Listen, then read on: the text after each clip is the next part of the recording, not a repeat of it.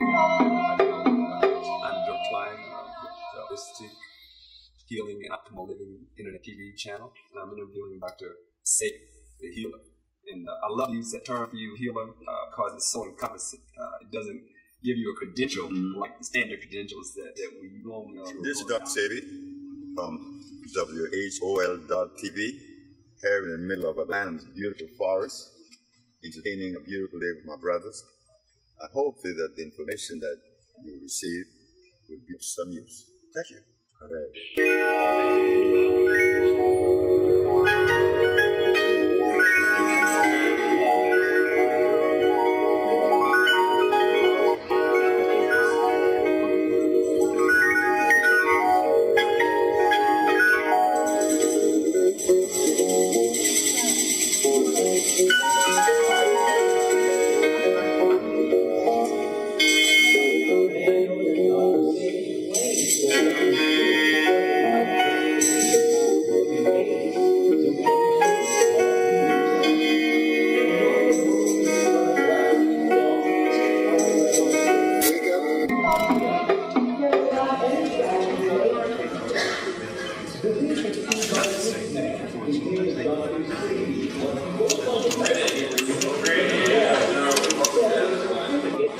My name is Dirk Klein. I'm one of Herbs and Spices Health Foods and the United Institute.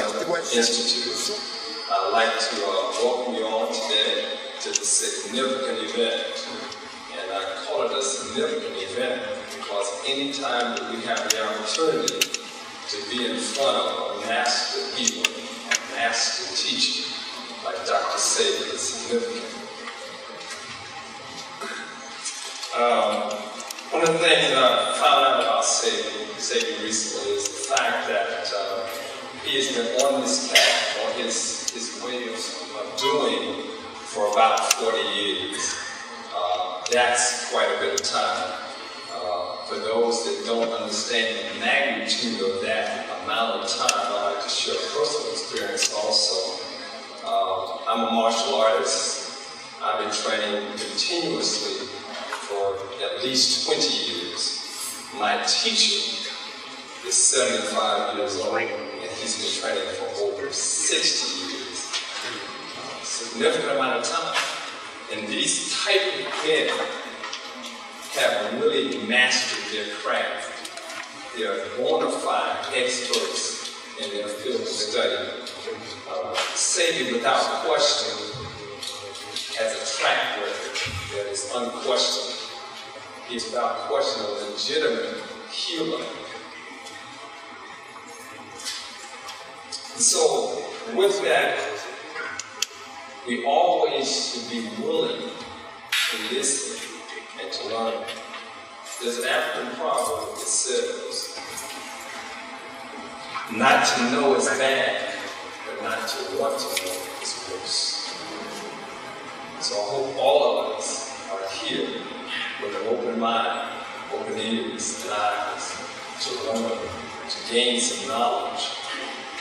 I know there are many practitioners in the audience, and too often we get stuck, what I call stuck on stupid.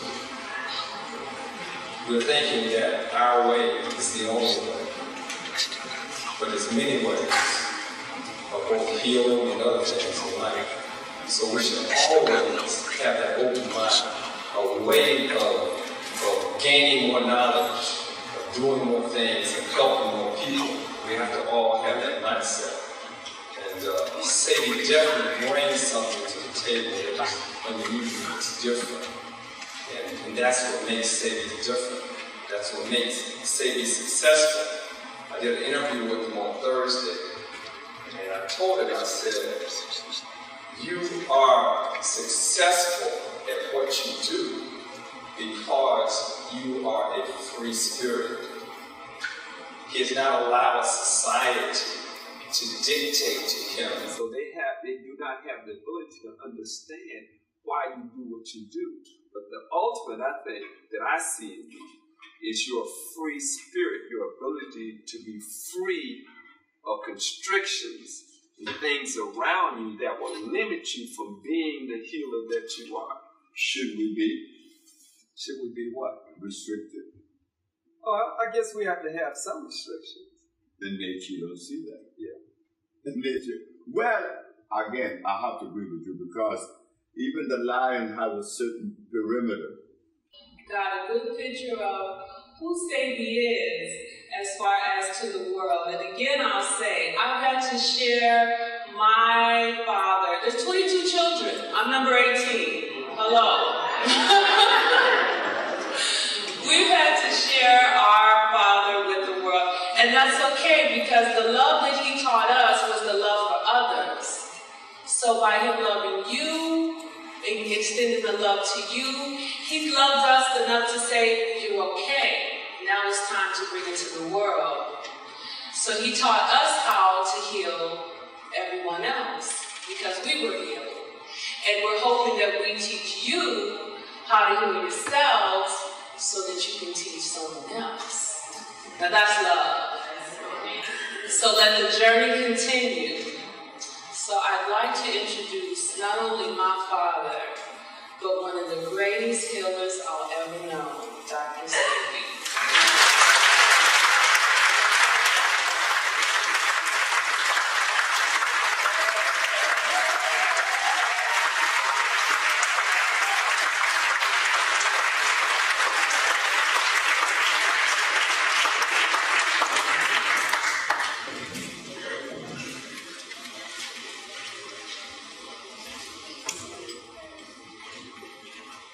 Good evening. Good evening. Thank you for coming. Naturally. I was a little boy that didn't like school. So I didn't like school. My grandmother asked me, what you going to do? I don't know. I didn't go to school. My grandfather from Haiti told her not to send me to school. When all the little boys were running around, telling me about Jack and the Beanstalk, and that Mary had a little lamb, I didn't listen to those things. But it was a little boy, 8 years of age, by the name of Richard, that had this one book. In it, the cow was jumping over the moon. Richard tells me that a cow could jump over the moon. I said, Richard, if you look around across the fence, Pancho Martinez is the name of the man, he had a cow back there. Didn't a cow jump that fence? What's in the book, he said. It is in the book. The cow jumping over the moon.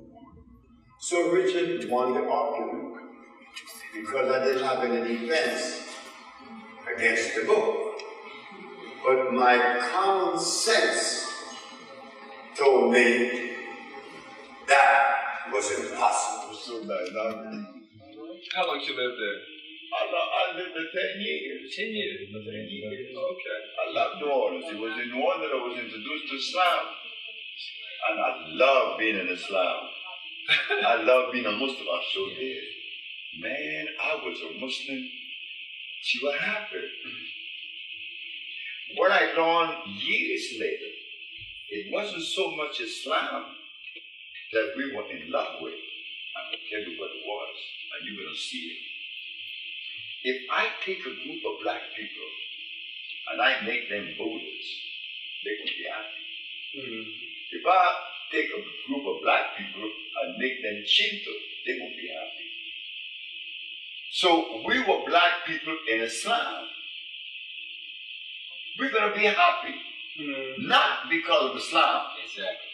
Because of us. Mm-hmm. But we have become so compromised, and rightfully so, because look at what they gave us to eat. They gave us something that was so horrible. It was because the people from the forests of Africa constructed pyramids. They didn't have schools. But there was something else that they didn't have.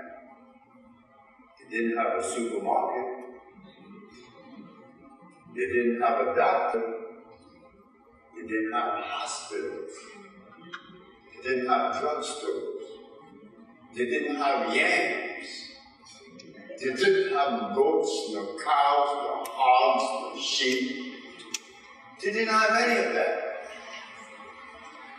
Not only the Africans. What about the Maya, the Toltec, the Olmec?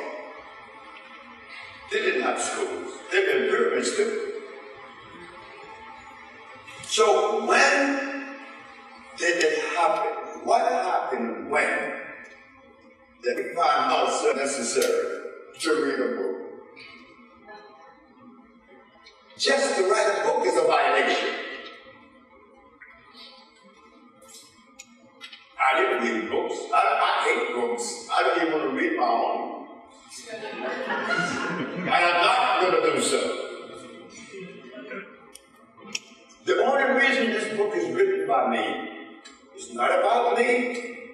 It's about us. It's about what nature is saying.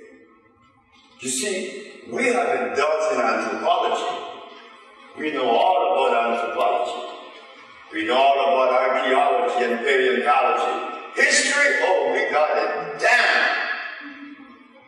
We know all about Soviet. We know all about Queen Nefertiti and Ramses II. But we forgot something. That in trying to utilize components from Egypt, we didn't notice that Egypt came and left. And we are left with today.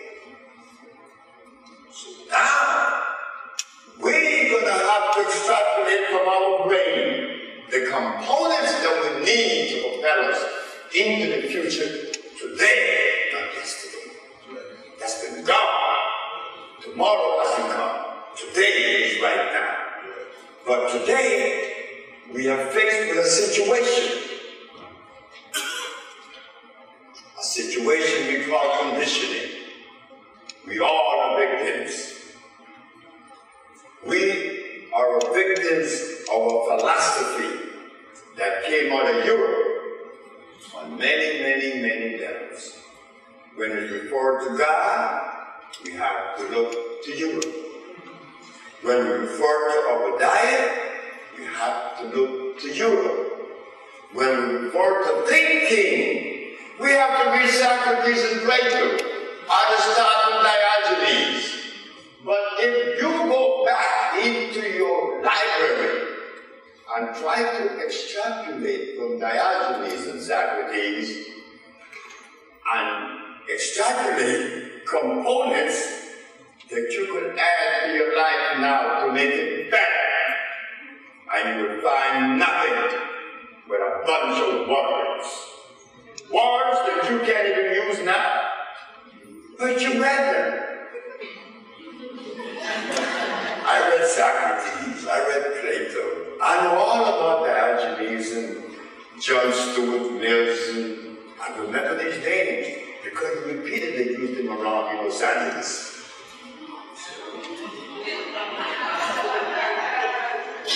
So I said, now why is it that it is necessary for me to even speak English?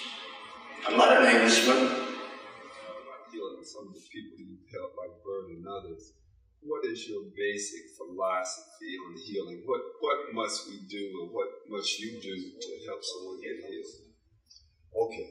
In healing, unlike the prevailing philosophy or school of thought, the allopathic, which describe disease to be multiple. Well, naturally, coming from an African gene or resonance, I cannot accept that. I don't even know that.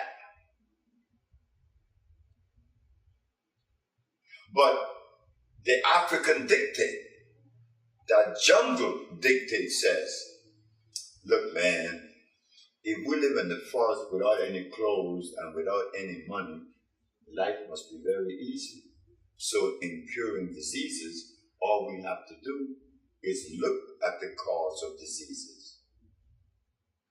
And we find that disease will be present if you're not eating the food consistent with you. Once your body is sent into the state of disarray, then you find there's mucus breaking down in your body. The mucous membrane is necessary to maintain health because it is the membrane that protects the cells. But when you break the mucous membrane down, it turns to pus and you expose the cells. Then you're in trouble. But I learned that through my own deduction, my own sight, my own perception.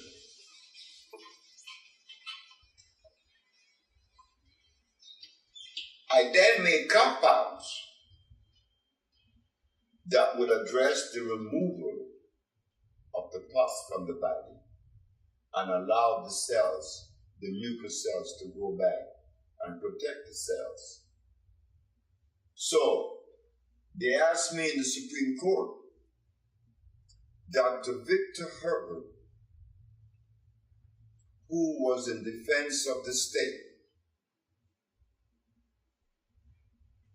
said that I was ignorant and unscientific because I said that there is only one disease.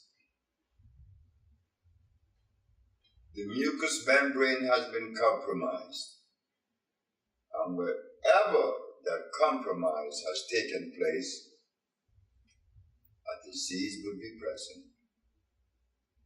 The judge said, example, I said, Your Honor,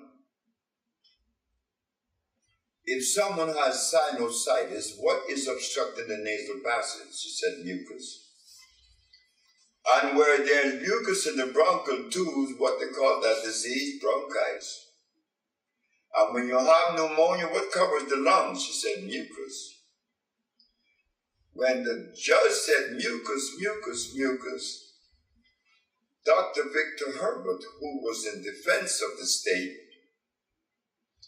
he jumped up and said in a very angry way, and what about AIDS? And what about AIDS? You and your one disease theory. The judge said to me, do you have a response? I said, yes. To begin with, Your Honor, I never rely on theory. You see, I have never been to school. You never been to school? I said, no, ma'am. So you see, I would be a poor candidate to rely on a theory. I don't even know what is a theory. I don't believe in anything. Either I know or I don't know. About what I said in reference to disease, I know that it doesn't fall in the category of a theory. It is a fact. It is reality. My most humble and distinguished Dr. Victor Herbert is asking me, what about AIDS if disease is the result of mucus? Where is the mucus? It's in the skin, the blood, the lymphatic system, which makes up the immunological system. That is where you find the mucus. That is the cause of AIDS, not a virus. A virus simply does not exist. You know, it's like asking about protein. What is protein? I could ask anyone on this planet what is protein. They're not going to be able to identify it because they don't know. asking someone about an answer.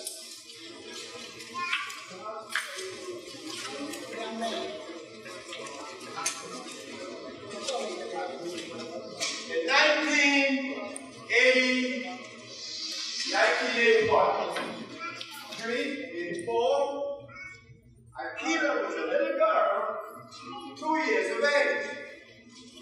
Come on, baby. This is Jimmy and my father. Jimmy used to work at a radio. Jimmy used to send me people. Who said you? Jimmy Stroud. Who said you, Jimmy Stroud?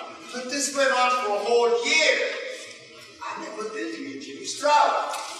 Then one day, Jimmy Stroud said, Dr. Sebi, I'm Jimmy Stroud. I was saying, look at this, man, he's sending me all these people. He said, I have a daughter that is sick. She has sickle cell. Could you help her?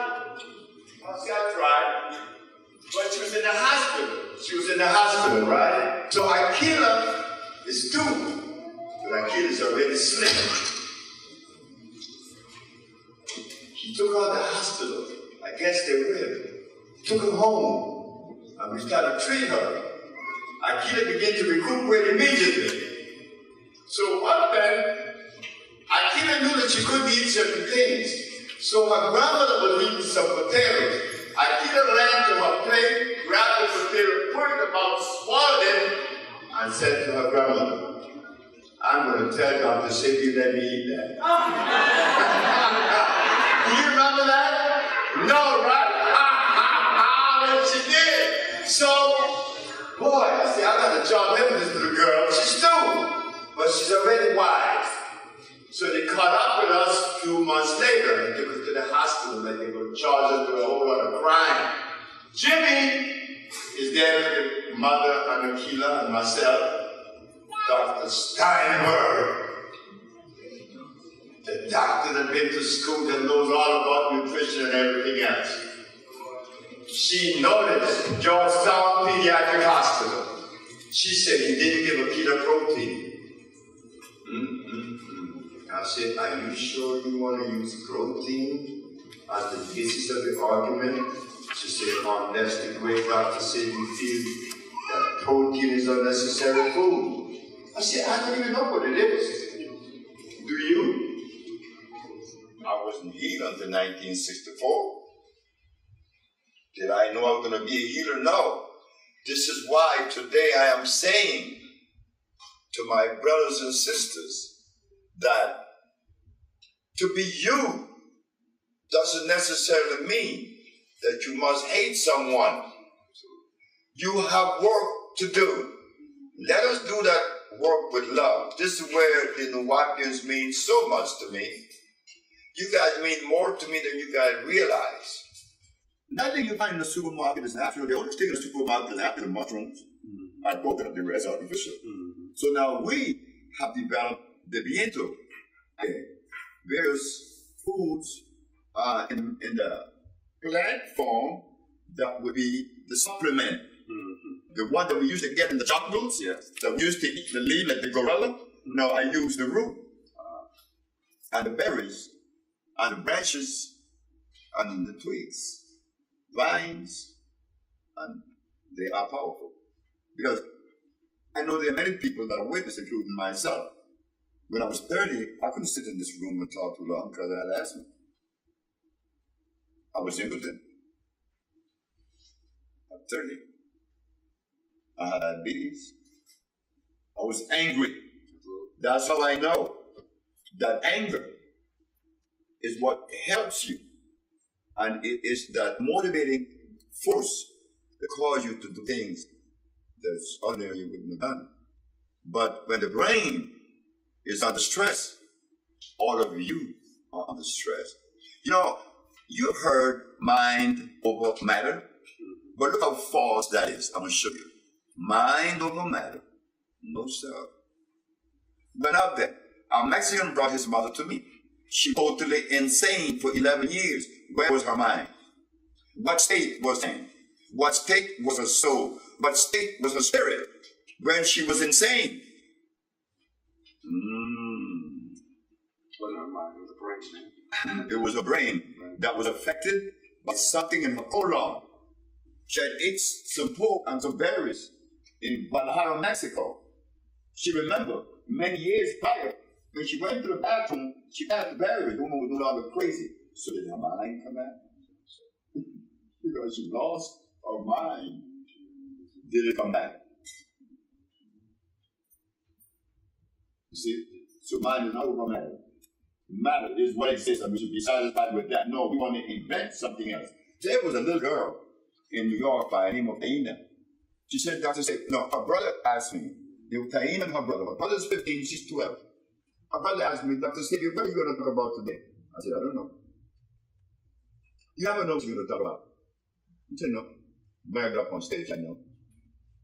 Then he said, why don't you talk about the soul, mind, spirit? That's what the little girl said.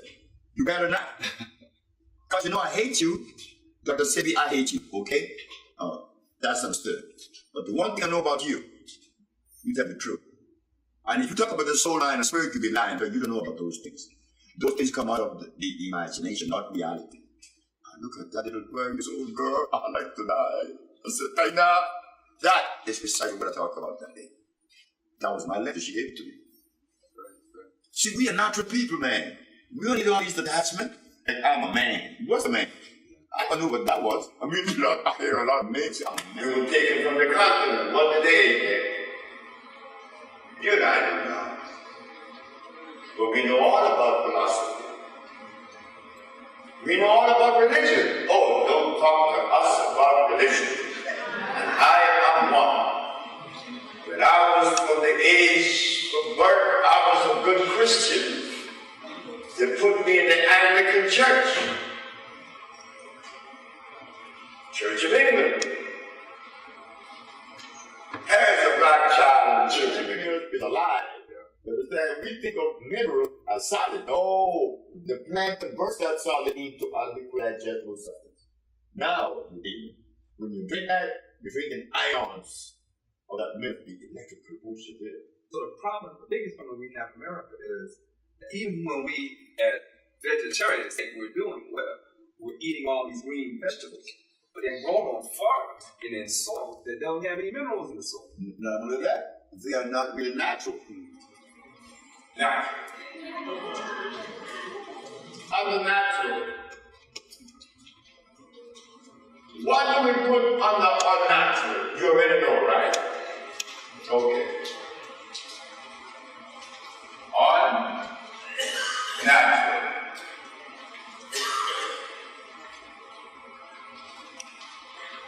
Unnatural. We have to put something unnatural under this. Well, carrots.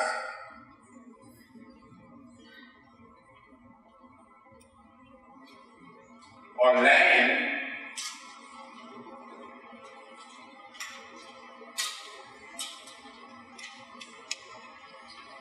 Now tell me now, if God made everything natural, creation made everything natural, why should there be another category? Why would they take us there? Why should there be an unnatural product?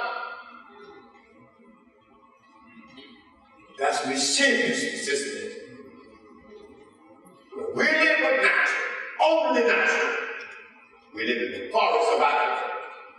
And we didn't have rice and beans and carrots and yams. We didn't have no cows. This is why the African people need help like I need help. But to give an African help, you're gonna have to go through a little painful journey.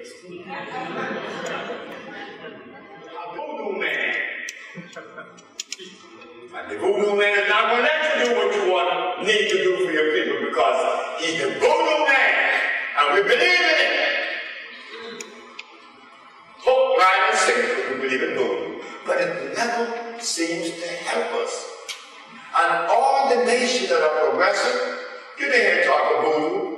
All the nations that are hungry and dejected and rejected and disenfranchised, the woman is crazy. She lost her mind.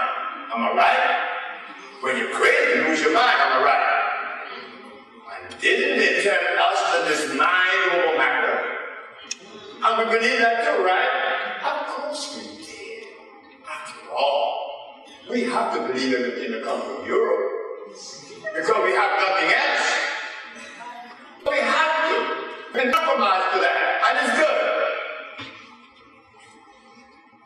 Because so the woman was given something from a certain nerve system that didn't work. Gone about it, but we're going to crawl out. The next 2 days, it didn't work. And you will always come back. She's still crazy. She's still crazy. So I stopped one day and I said, well, I think I have to go to this other place. And I went where? To her guts. Her intestines. Is that spiritual or physical? Very much physical. As I go to her intestines, because I make a very bitter stuff, we call it CC4, now we call it chelation 1. As I make this stuff for her, I told her something to come back in 2 days because it takes a long time to process it. He came back and picked it up. She took it that night. About 5 o'clock in the morning, she passed some very ugly black greenish mucus with some berries in it that she had ate years before in Mexico by her father's ranch. And he had a party, a big party, and she was eating this pork, excessive amount, and then she ate a pie of berries. And it looked like the berries on the pork set off a negative message to her brain. As she passed those berries, and she came to see me 2 days later, her son came up the step of the porch and said,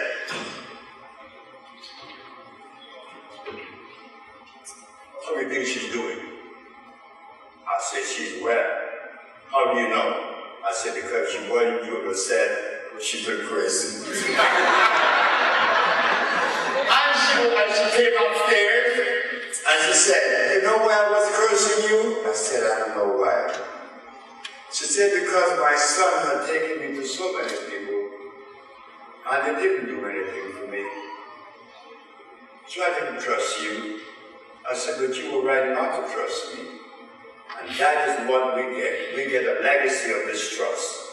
Among ourselves, two black people, we don't trust each other. Because when someone comes to you with peppermint and garlic, peppermint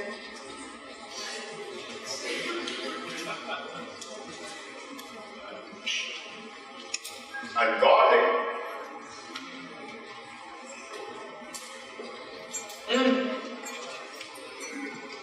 the disease is going to compound. Then from then onwards, how could you trust an herbalist? He giving you garbage. He giving you tofu.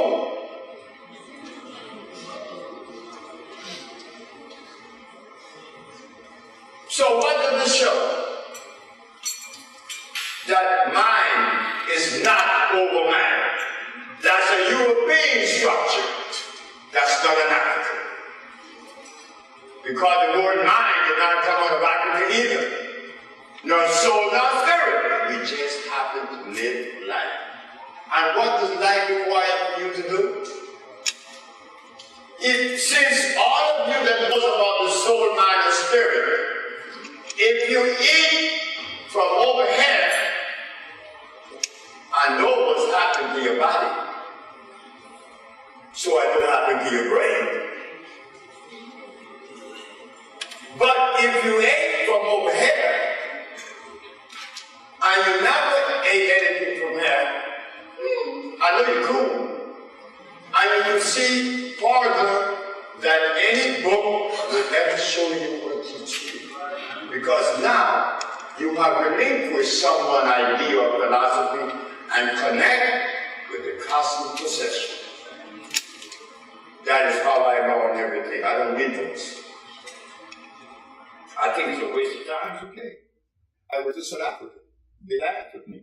So when am I going to go down? So when Melvina from Watkins was on girls, I sat with them every day. I used to look with them and come out underneath to talk to me. Because I want to hear these women that sound progressive. I love everything they were saying, except for that. Now, with that in place, meaning the violence and God. See, that one component was missing. I reckon so. How could we have become? How would we supposed to know? How was we supposed to know? My mother gave cow milk, and she gave me blood. Now we have replaced the blood with tofu, and tofu is more dangerous than blood. Putting tofu in your mouth and soy milk is like taking a knife and begin to chug the inside up little by little. We cannot tolerate those things. Our cellular structure cannot afford that.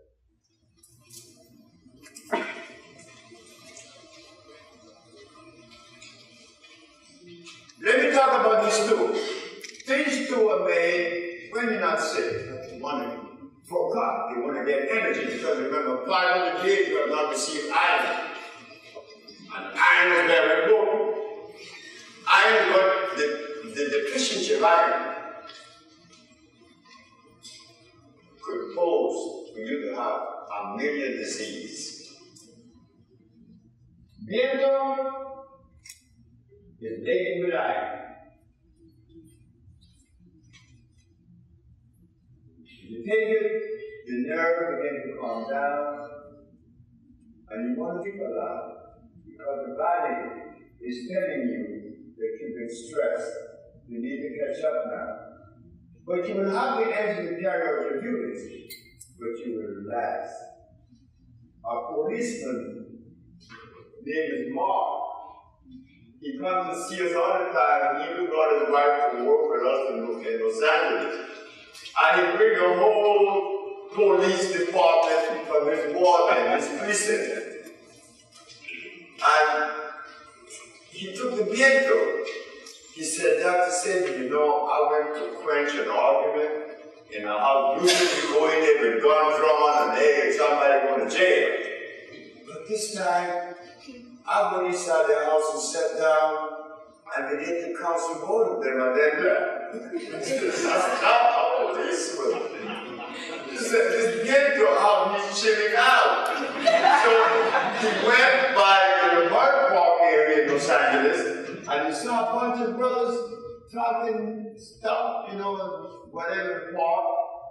He said, you brothers need a viento from Dr. Sebi. Brother go to his body and said, we already have ours. Like a movie. Then another time, when the paparazzi was running me down because I was trying with Michael Jackson, the paparazzi was in front of my house 48 hours, they wouldn't move. And I was watching the football. So that morning around 11 o'clock, 4 police cars converged on my vision because it's the next cubicle. The 4 police cars came, and you should see the paparazzi, they jumped out of their cars and begin to talk on the mic, talking like they came to do an arrest. And 20 minutes later, each police walked up with a little bag.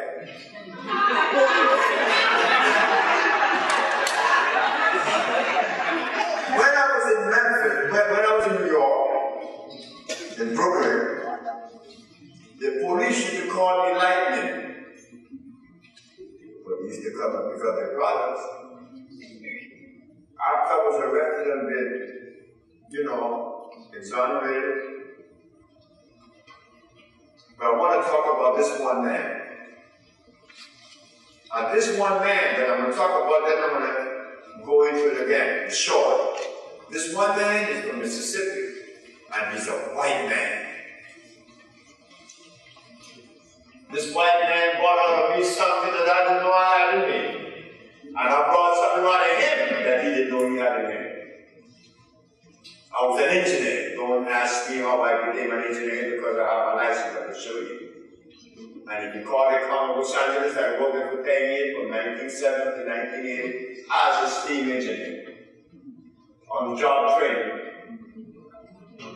I was a wiper on the ship and I wiped myself all the way up to the engineer. So, one day, Bert, but always leave the evaporator overflowing when I'm receiving the wash. So one of the chief engineers said, if you tell Bert that I want to see him, that he should stop leaving the inlet valve wide open when you take it over, and the receivers will go to you have to be blamed. I would see Bert.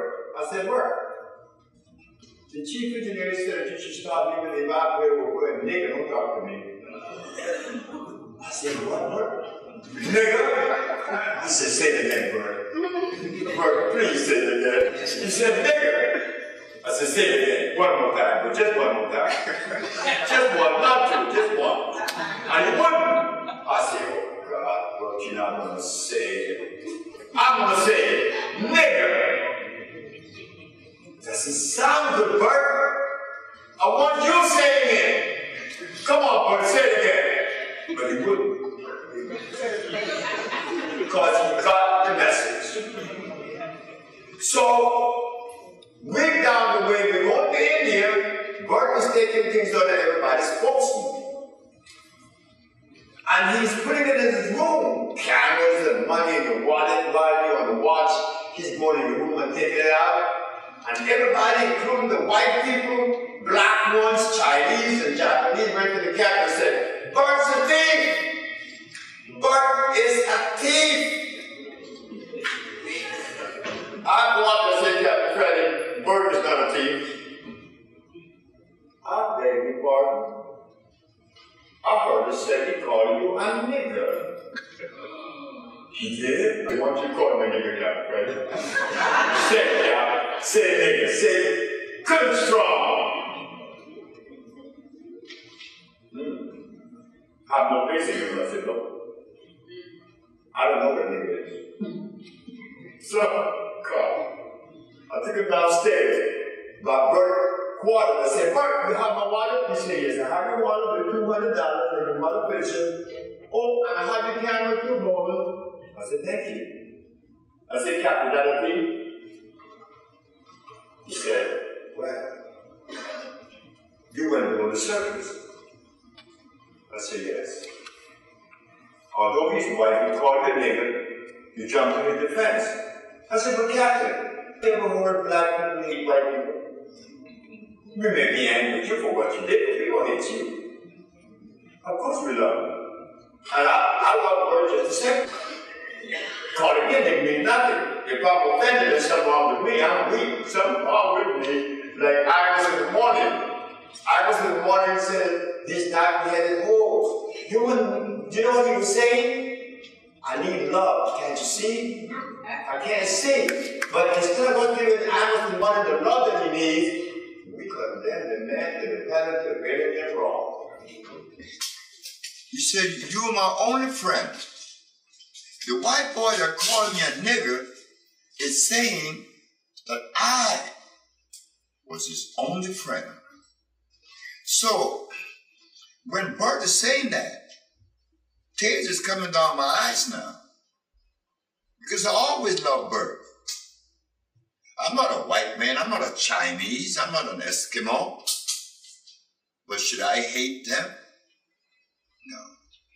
I love me and my race, which is incumbent upon me with the law of nature, dictates that self-preservation. Bert said, I know one day I'll see you and that you're going to heal me. And did I heal Bert? Yes. Now, Annette said, I'm going to tell the girls in Harlem that the son of the slave gave money to the son of the slave master. I said, yeah, Annette, you tell them that. And what is that saying about the son of the slave and the slave? Because if that was not coded in our gene to do the right thing, that giving would have never come from me. You tell them that I did that. But Bert said something, that I was going to heal him. How did he know that? How did that white boy when I wasn't even a healer, and even think that I was going to be a healer, to utter those words in 1963. I wasn't healed until 1964. Did I know I was going to be a healer? No. This is why today I am saying to my brothers and sisters that to be you doesn't necessarily mean that you must hate someone. You have work to do. Let us do that work with love. This is where the Nuwapians mean so much to me. You guys mean more to me than you guys realize. No, I ain't gonna lie to you in the audience so stupid. We've been misinformed. That's all. But that's okay. That's okay. Imagine how fortunate we are. Look how fortunate I am that I met a man that told the truth. I fell in Cortez in Mexico. He said, you know why you're sick? I said, if I knew that, I wouldn't be in front of your face giving you $2,000. He said, I suppose you're right. You're sick because you're dishonoring your mother and your father, but it wasn't your fault because it took you away from her. Now you're here and you don't know what she was eating. So with that state of being, everything becomes confounded. So they told us that medicine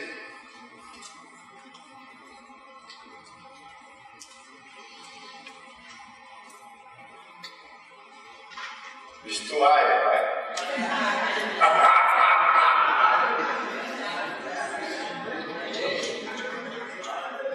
We were told that medicine cures disease.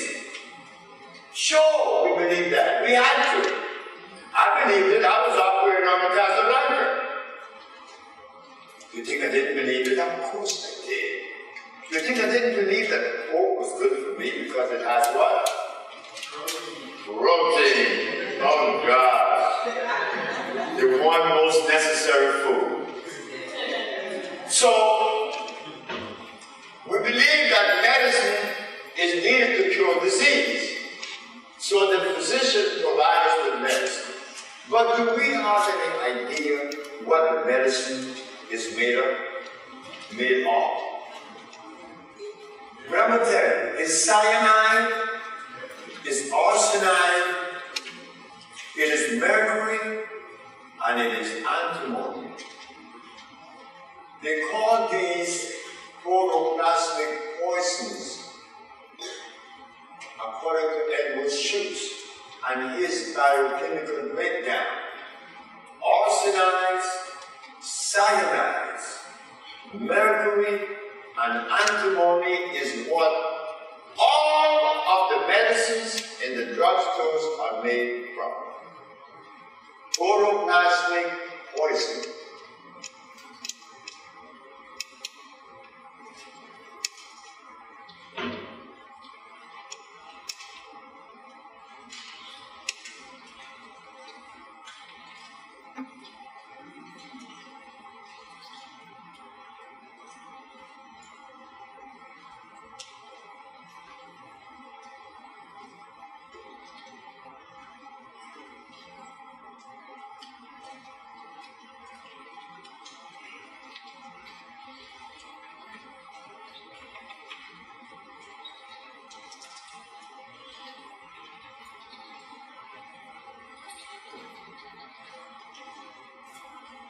Protoplasmic is a poison.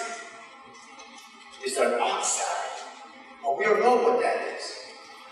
We're going to break it down for us to understand better. We're going to use only one herb. One herb and one mineral. We're not going to go into too much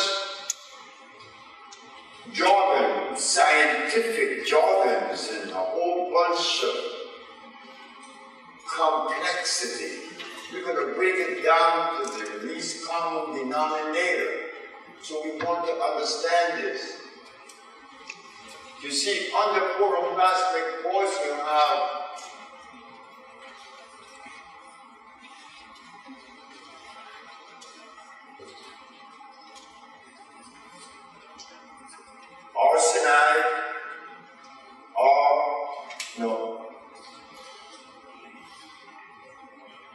Arsenal? That's right. A.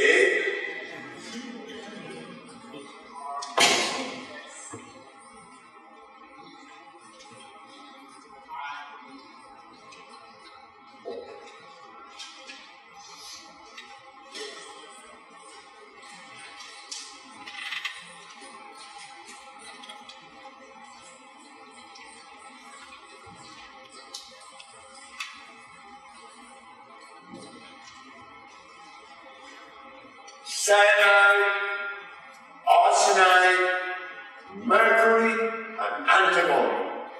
This is what they use in medicine. Yes, your diabetes, your impotence, your Alzheimer's, your arthritis, it never leaves. It comes every year.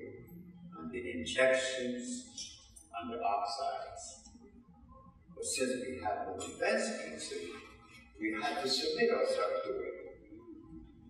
But somewhere down the way, a little boy that didn't go to school was spared that his brain was not polluted with too many things, and that he didn't have to perform what you all call catharsis. I didn't have to remove anything to accept something. I never had anything in my head. I didn't even have a future. I don't think about the future now. Never have, never will. But I think about the future when I didn't go to school. And according to you, you need to go to school to think about the future. This over here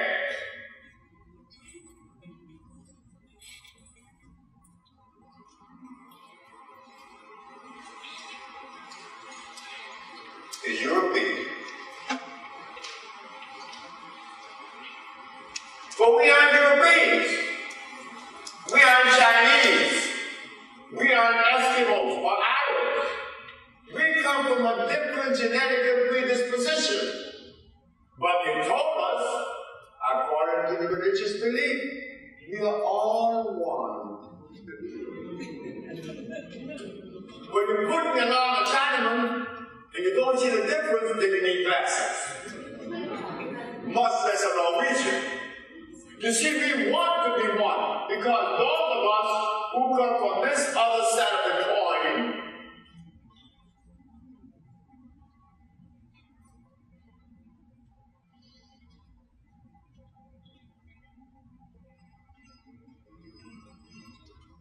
we don't want to be left behind.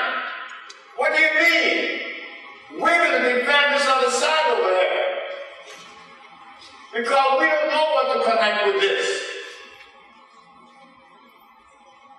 We don't know. So how am I going to represent this? Sebi. I can't trust the organist. Why? Because we haven't done anything. When I put the ad in the paper that I created, don't you know that I know that the learned journal was right? I sent to tell the man that he was 100% right to arrest me because I put the ad in the Village Boy that I created on the New York Post and the Amsterdam News. AIDS and blindness, diabetes, lupus, herpes, cancer. That I cured. Well, when a white man read that stuff, oh God, and a nigga's doing it.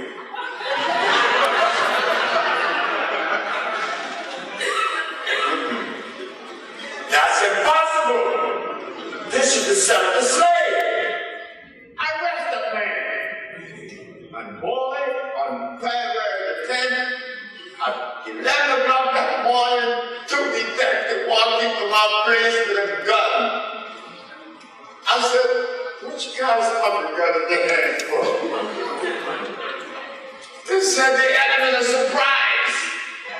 I said, gentlemen, when the first AIDS, the first diabetic, the first leukemia was cured, and my mother knew about it, and what my mother told me, fellas, coming. So your surprise is 10 years old. To know it. Because everything around them and about them was natural.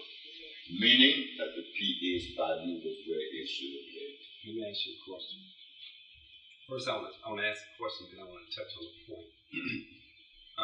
I wanted to talk to you about diseases too, and I've heard you speak on many occasions, and we've talked about your philosophy on diseases. But I think your previous statements about your condition in New Orleans and meeting people addresses already what I was going to ask you. I was going to read to you the top 10 diseases that kill African Americans, or the top 10 causes of death among African Americans.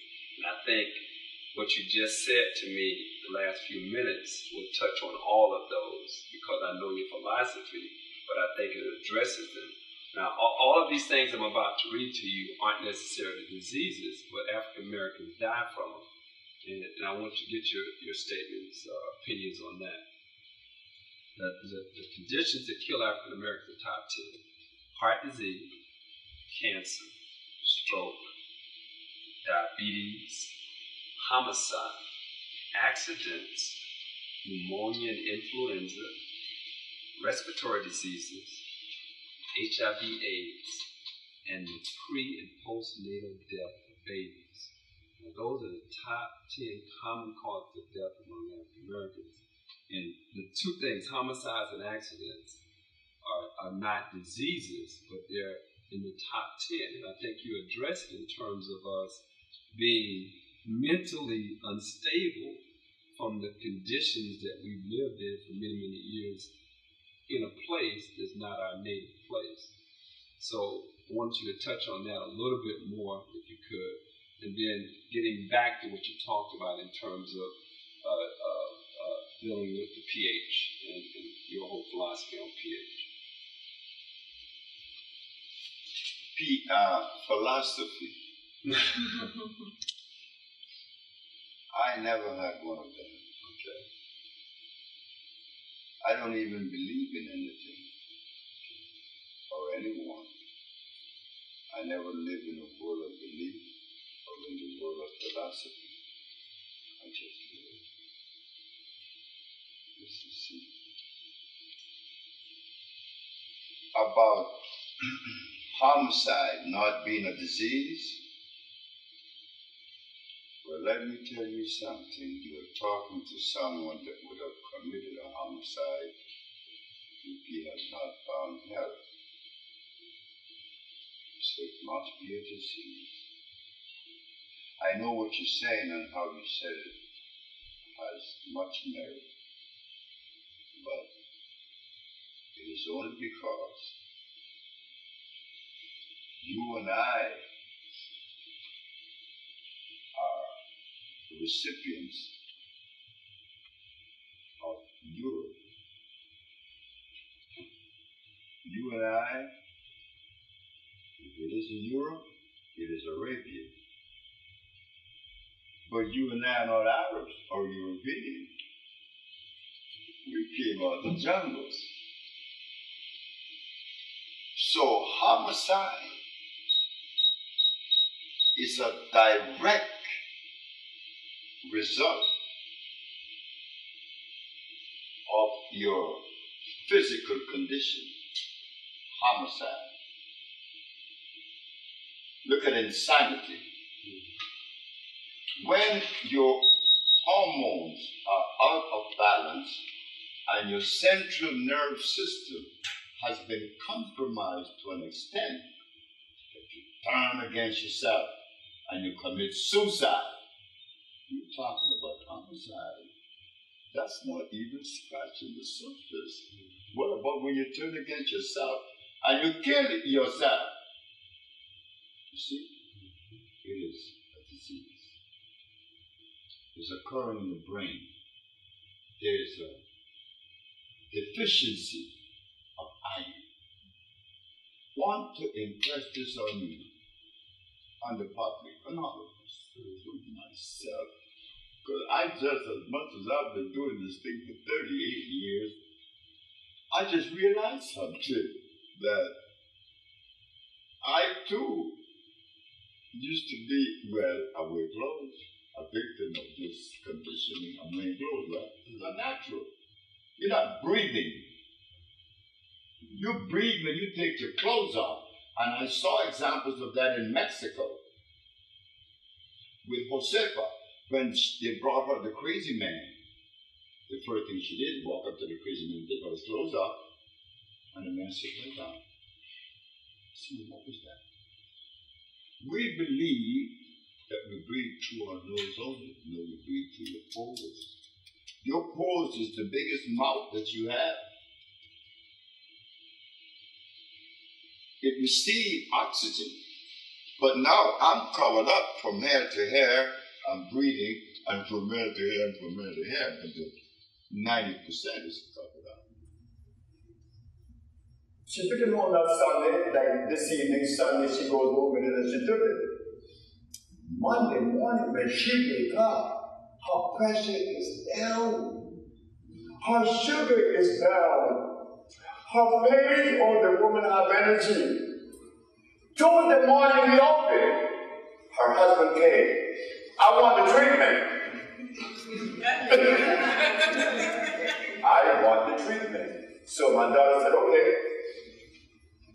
She took 1, 2, 3, 4 bottles of 5 that comprised the treatment. He said, no. I want that bottle there. That's the treatment. That's how we're going to know what happened. But sir, that's not the treatment. That's only one bottle. That's this. Green Food Plus. He said, but my wife took that. Her pressure went down. Her sugar went down. And da. I said, oh God, I should charge $500 for that package alone. But no, it's only $50. You understand? And I want you all to know something, that my wife and I have been working on the price of this thing. We want to bring the price down. We want to make it nominal, because you can't come to us sick because you have no money. We're going to drive you away.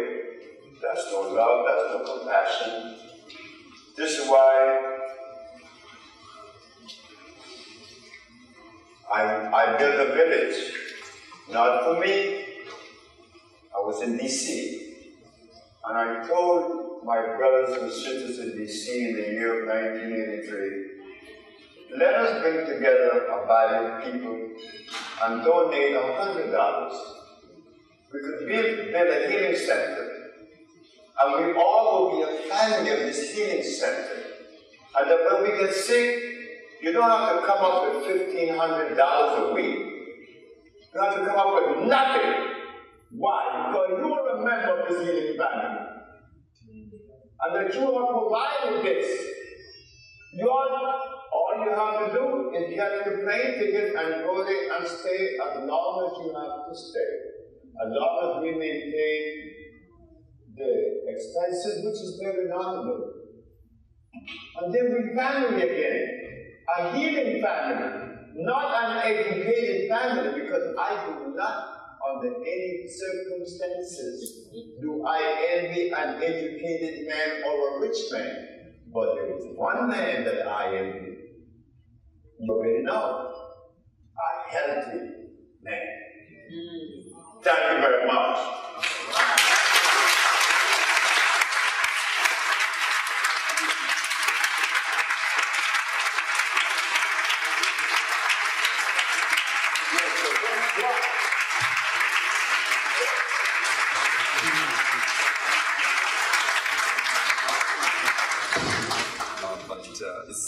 It's a thing that I believe is what we need in terms of a person that has an open mind, has a free spirit, is able to go beyond what's in books, to go beyond what we've been taught individually, and just open to do what's necessary to reverse whatever disease we're dealing with. And I really appreciate it. Thank you. Thank you, sir. Thank you very much. Yes, sir. Love you, man. All right. Watch Dr. Sebi, you just we're here at the Dr. Sebi lecture. How do you feel? What is your first thought after that?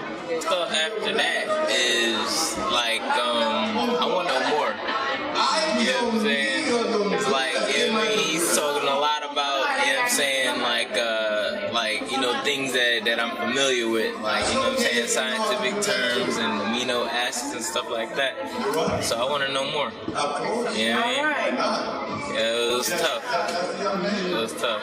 Thank you. Gonna really take, that's love is really what's gonna take from y'all sisters, you know what I'm saying, to heal the world. Yeah. You know what I'm saying? I mean, I seen Dr. Sebi years ago in this very same room, and he rocked my foundation. You know what I'm saying? And now I'm like actually gonna state it on camera.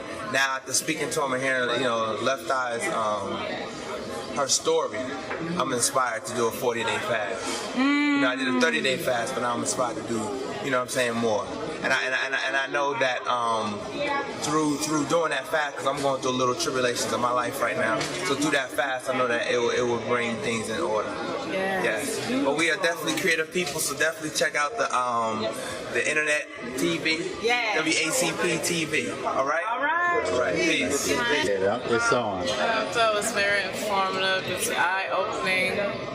I'm a medical transcriptionist, so a lot of things he said I was familiar with, but definitely like blew my mind and changed my way of thinking.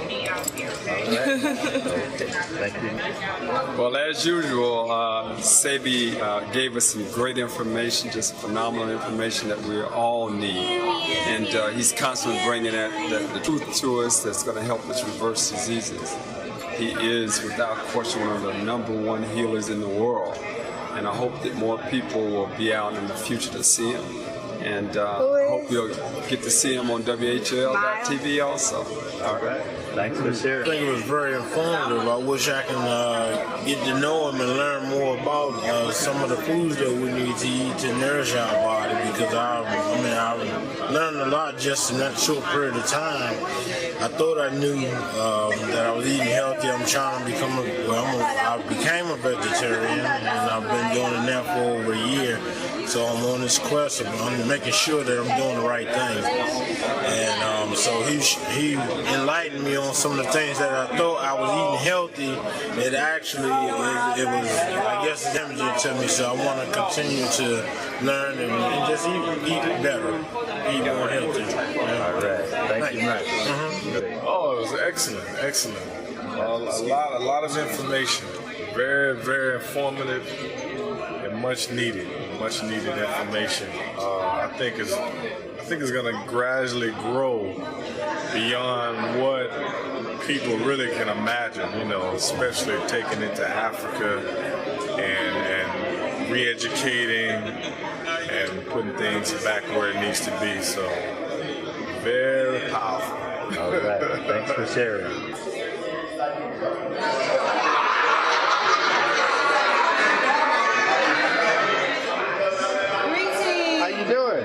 So what you think about it? What you think about it? It was fantastic.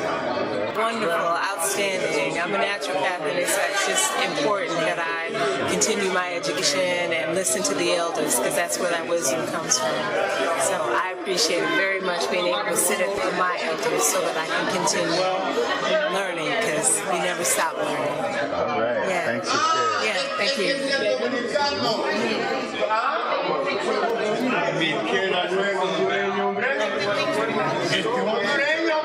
Este es mi hermano. Vamos al cuarto. Ok. Aquí.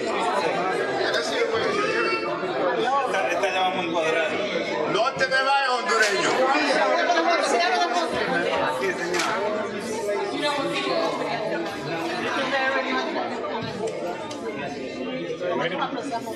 Yo sé, y yo estoy más que contento de saber que este vino, este hondureño allá, porque no lo he visto en años.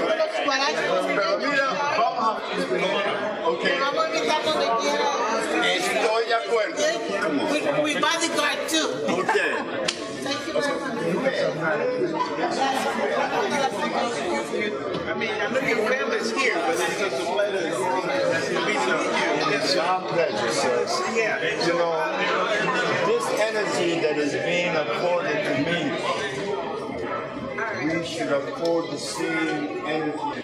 They tell us all the time, not only a second like this, but all the time.